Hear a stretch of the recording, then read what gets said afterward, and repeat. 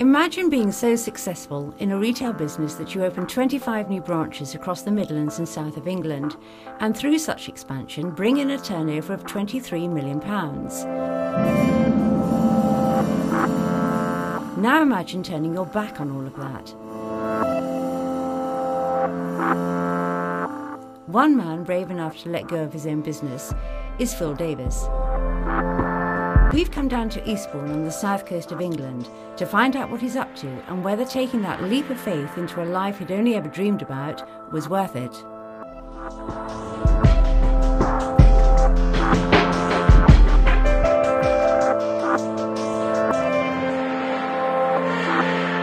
So tell us a little bit about this business that you call Death Before Life, and how long did you spend building it up? I started a business with my original business partner in 1975. You know, we in this town, Eastbourne, and I'd become a double glazing commission-only double glazing salesman at the age of 21, and then a couple of years later, I thought it might be quite a good idea to put the products in a showroom. There weren't any showrooms back then, and we opened up a showroom on Eastbourne Terminus Road, main road here, in 1975, which is first showroom. And that was just what took you all the way through for the next 30 years, was this business? Yeah, always the window or double glazing industry, but we reinvented the business probably 4 or 5 times along the way, you know, because the original business model ran out of steam at 11 showrooms. We've gone effectively from £500,000 in 1979 to £4.5 million by 1983. Sort of more or less doubled our turnover each year. A lot of owner-managers of businesses find it very difficult to find the optimum time for selling. So how did you sort of set about picking the right time to sell your business?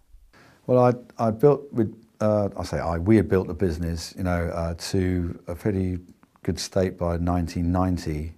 And I thought, well, perhaps it's time to sell the business at that stage. I was a bit cheesed off of it at that time, to be frank. I think you fall in and out of love with your own business, and I had my you know, sort of fixed goals, you know, which, you know, Mazars were totally acquainted with, you know, so they were very well briefed on what I was going to accept and what I wasn't going to accept, because I didn't care whether I sold it or not. If I sold it, then great, but it had to be the right terms and conditions. And did you get the perfect price? What I wanted to achieve was that the net. This is after I paid the tax on the sale price. After I paid off all my personal debt and stuff, that what I was left with, I could earn quite a good income out of just from having it in a building society. That was my price objective.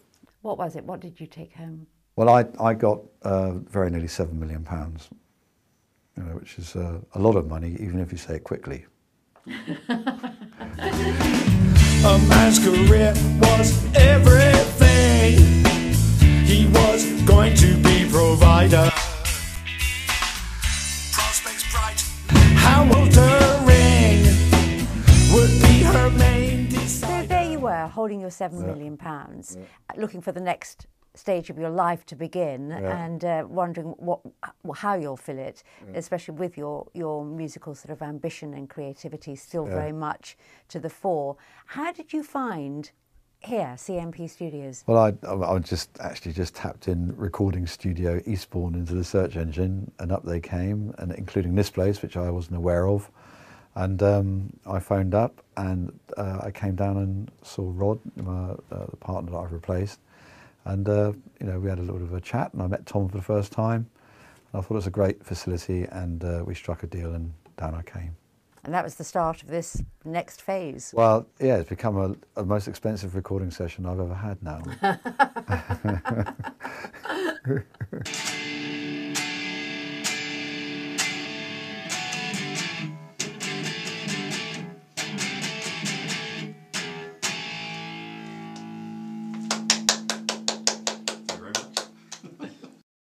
So being here and investing in here and being part of this sort of business, it's not really life after business for you, is it? Because here you are still driving forward something new and taking it forward into the next stage of CMP Studios expansion. Well, yeah, I think I think that obviously, you know, Tom is very keen to grow this business.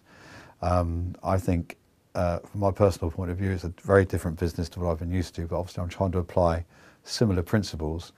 And, but I see it as a long-term project, or that is a 3-year project to build its reputation and to build it into a, you know, profitable and sustainable business. And we think we have ideas where we can scale the business as well into other towns, hopefully, you know, and get quite excited about it again, I suppose. It's the businessman inside you, isn't it?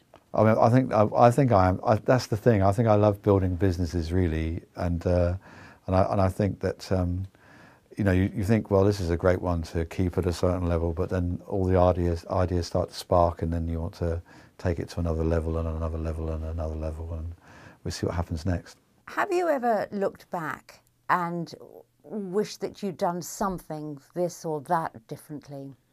No, I've lived my life without regrets. I don't cry over spilt milk or anything like that. I think the only thing I actually regret in life was smoking. And if I had my life over again, I probably wouldn't have smoked 60 fags a day for 20 years. But other than that, disasters and all, I'm quite happy with what's happened, really. And some of the real old rock and roll stars I've met can't even remember the 60s or 70s, but I more or less can. So I'm quite pleased about that as well. Phil Davies, thank you very much for talking with us. Thank you, Hannah. Thank you.